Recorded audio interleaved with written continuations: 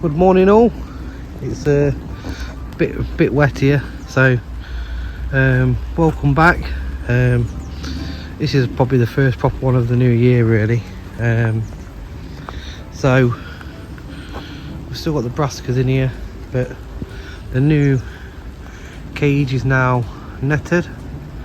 So that's what you saw me building, I think last time I did a video. At the moment I've just got a cane up there, look, connected to it so I can get in and out. So I think that's going to be a nice sized bed for the brassicas. Be a bit taller than that, and also I'll be able to get in and weed a bit easier than that one. So we're just getting ready for, we're supposed to be having some bad weather, so I've just put a couple of lats up on the front of that where there was a hole. I need to get up on the top here and try and secure that a bit, because we have got a bad storm coming. So that's the plan for today, in between dodging the weather. Same along here, you might be able to see it better. So all this, I want to screw some wood to it, just try and keep it down best I can. So another little job today, just drying these bags out. I've been collecting some compost up and stuff. So I don't know if I showed you this last time, but we now have a little bit of a floating shelf all out of free stuff. So the straps are one use straps that are used at work, get chucked in the bin. So now they're on my new floating shelf. I'm hoping this is to deter the rats a bit. So this is the next one that's going to go up. So, and I'm just going to run you through a bit today. These are the bits of wood I've gathered. I'm showing you how I sort of put them together. It's dead basic. I've gone for a tie wrap idea on here. Let's try this. These ones are tied underneath. I don't know if you can see them, but I thought a tie wrap, it just keeps them perfectly in the same place. Yeah, so not much happening elsewhere really. These are all ready. That's all stuff from last year. A few bits of garlic coming up. They're not looking too bad. Some more garlic over there and up the top as well. I've got some peas. Started some early this year just because the lady did quite well with hers early last year. I'm just going to show you in here. So because it's raining, I don't really want to get my tools outside. So I don't know if you can see very well in here. This is where the kids' beanbags stay, but we've got the heater on, and the first job of the day, as always, is the kettle. So I've just started doing these bits here while I was waiting for the kettle to do. So treated myself to this. Well, I got it actually as a Christmas present, which was really generous. I'm just trying to cut down on time, because I spend a lot of time just trying to cut wood. Don't get me wrong, I wouldn't advise that table. You have to be very careful. It's not perfectly balanced. It's supposed to be screwed down. But for what I'm using it for today, just take my time and then do some chopping of bits and bobs. And I'll just show you how these are going to fit on. So once I've got the nails out of here, I'll de-nail like the bits of wood, and then these bits will fit across to strengthen it. So I'll just screw them down, and I've done 4. This one's not quite going to be as wide as that other one. So yeah, they'll go on there, and then go up on the shelf. And if I think it's not going to be enough, that one's actually only got 2, but you can see how it's got a bit of a bow in it. I don't think it's going to go anywhere, but I do think that I might add some extra ones on that, just so I can put a bit more weight on it really. But yeah, that's where we're at. I'm going to get this cup of tea made, get the priorities sorted, and then we can crack on with some work. So that's what we're going to be doing today, folks. Right, I'll catch you up in a bit, have a bit of a tidy up, and I'll see you shortly. Bye.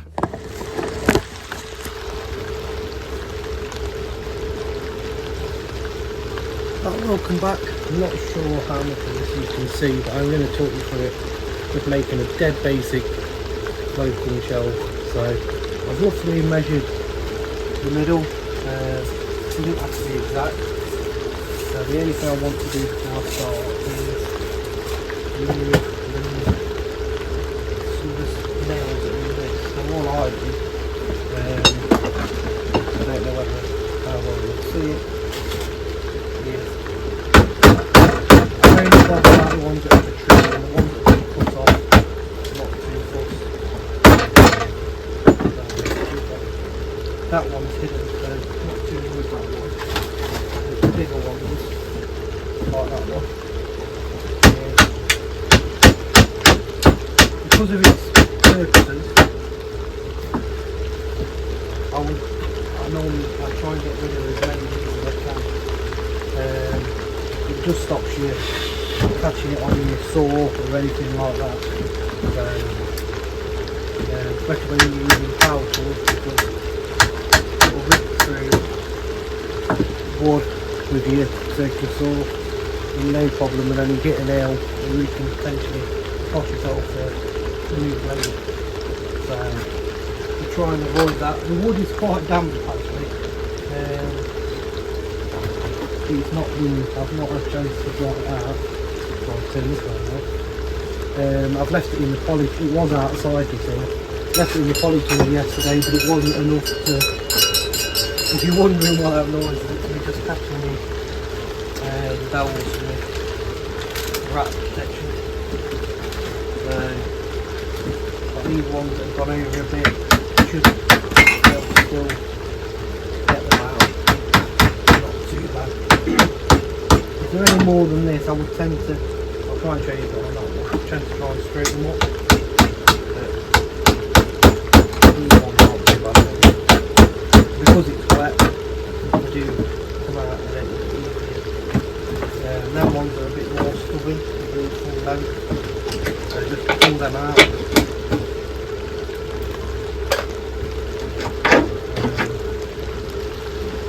You can straighten them up and reuse them, but I tend to like to screw most of the things that I do. So, here's that's what we have to start with.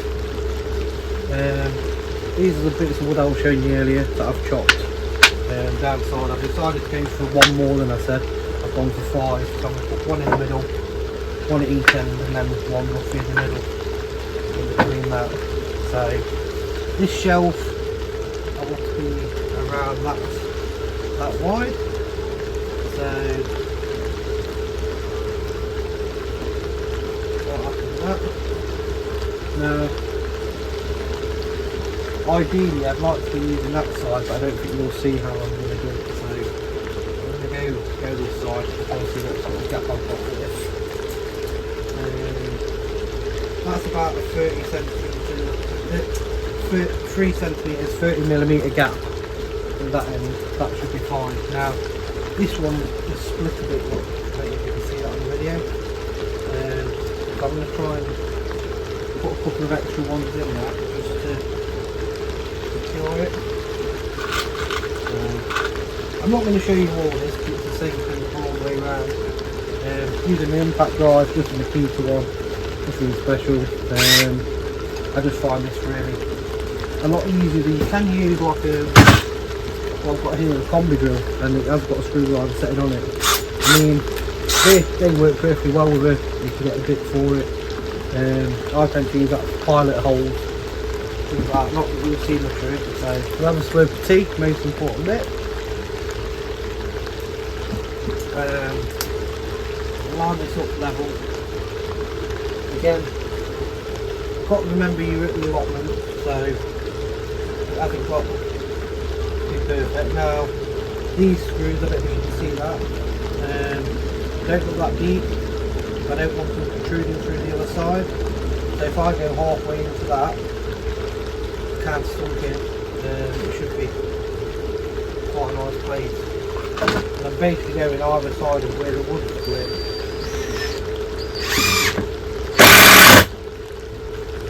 Like so. Square that up.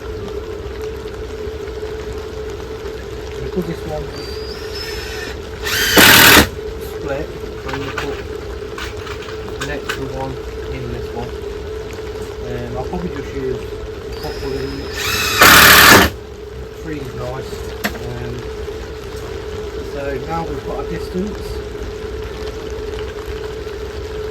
We can put that on there. Like ideally we want this on a flat surface.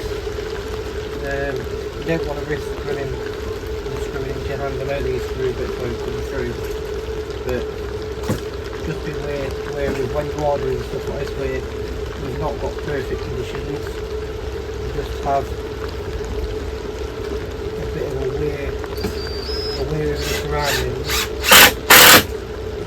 Now, when you are doing freehand, just need to just like I say, just be a bit more aware than if you're doing something where you're doing it on a bench.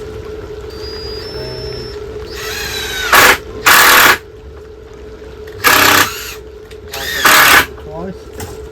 Right, so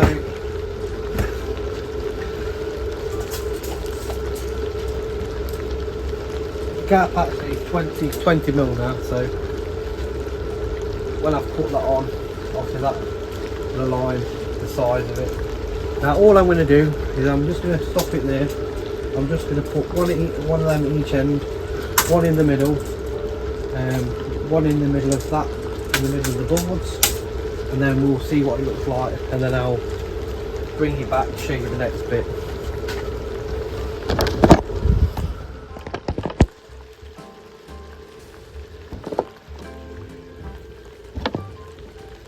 Right, so here's what we've got. See it? First took about 10 minutes to do. Okay, so rang total of costing it nothing.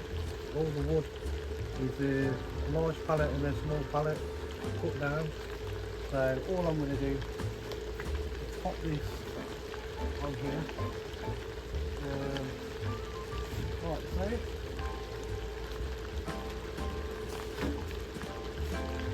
now you can just adjust your shelf to where you want it, and I'll have mine like that.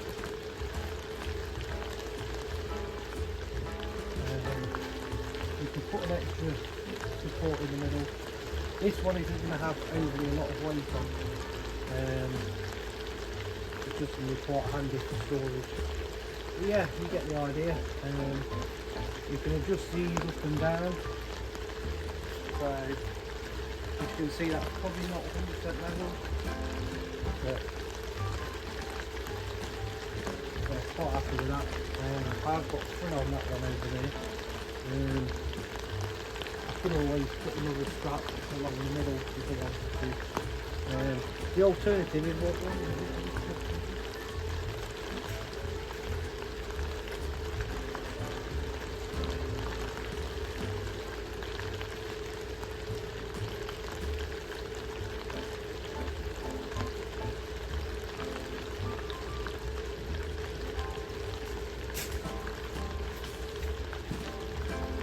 This is also an alternative.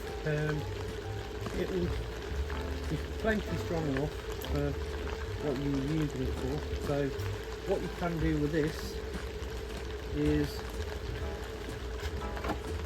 if you have obviously 3 straps, I'm just fortunate that I can get them from work. But you get a big length of this off, you could put this through the centre part.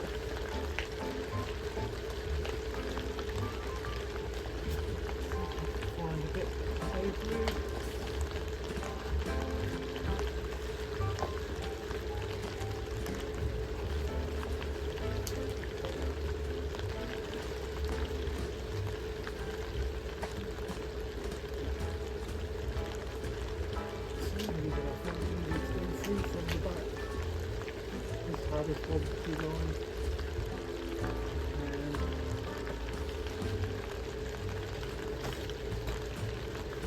Hope it's clean.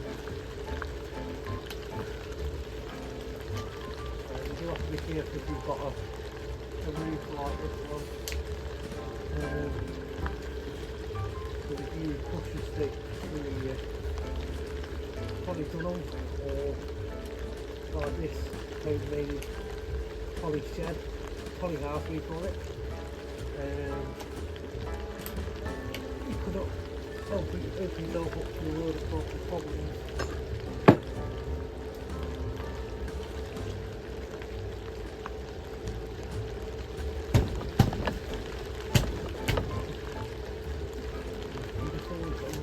What you're doing. This one's double layer, so you can see the outside one. It's got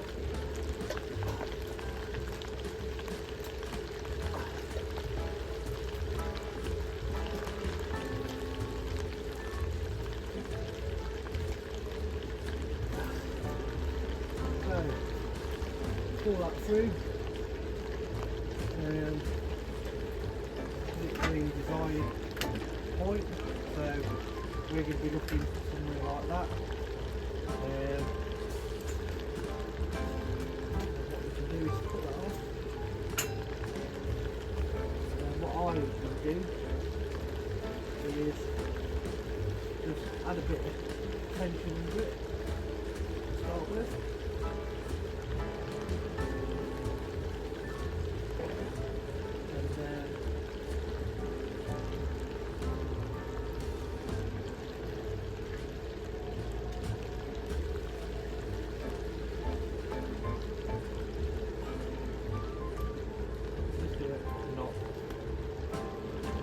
That extra bit in the middle. Now this is carrying the weight of the roof anyway, so I wouldn't want to be putting too much weight on that. But for me, that's quite adequate now. So that gives you another option. You can cut these off, or because of how I tied it, I might decide that I want to reuse it paracord, so you can just wrap it up like that. If you're worried about it coming undone, you can just do a tray rich.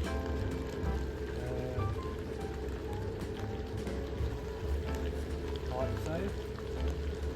That gives you that extra bit of, I think it's called tray rich, can't remember that. That extra bit just in case you're worried about it falling.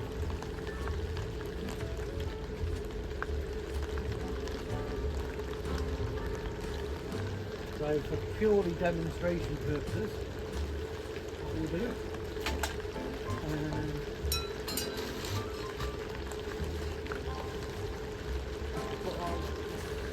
you put your pots on like so.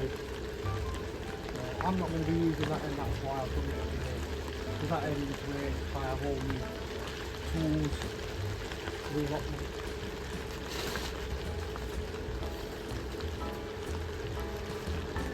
Garlic.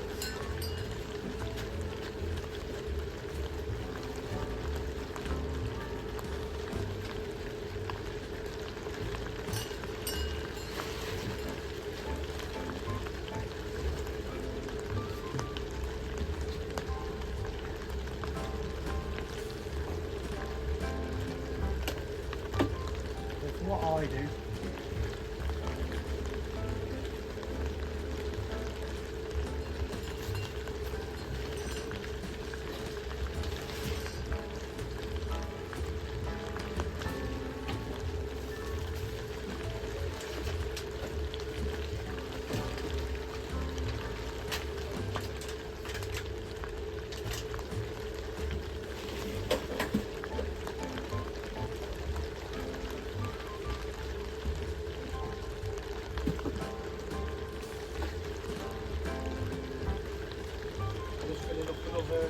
Sorry, I'm out of the shot.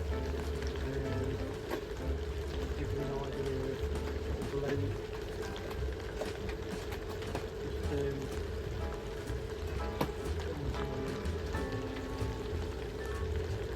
compost into a tray. For demonstration purposes. I don't know if you can see what actually. So you've got 5 trays up there, 3 to 4 that space underneath. So yeah, I hope that helps some of you. Like I say, it doesn't look exactly quicker, but it's quite stable. Keeps mice and rats away. I mean, I would probably be looking to put these here, because it's amazing what they can climb if they can find a way up. Yeah, that's it. So I'll just show you this way. So obviously this space is where my tools are, so you can have all this up here, all these along here, mind the bells, all these along here lot, and then that still gives you the room, all this open room now that I can carry on for using. All this table will be tidied, but I'll tend to try and leave this area free for mashing and for if I've got little projects to do. It's quite solid. Yeah, all this can be used for potting up. It frees up some table space. But yeah, hope that helps you, and I'll see you again shortly. Keep you updated with stuff and how things are going. Bye for now. Thank you. Thanks for watching.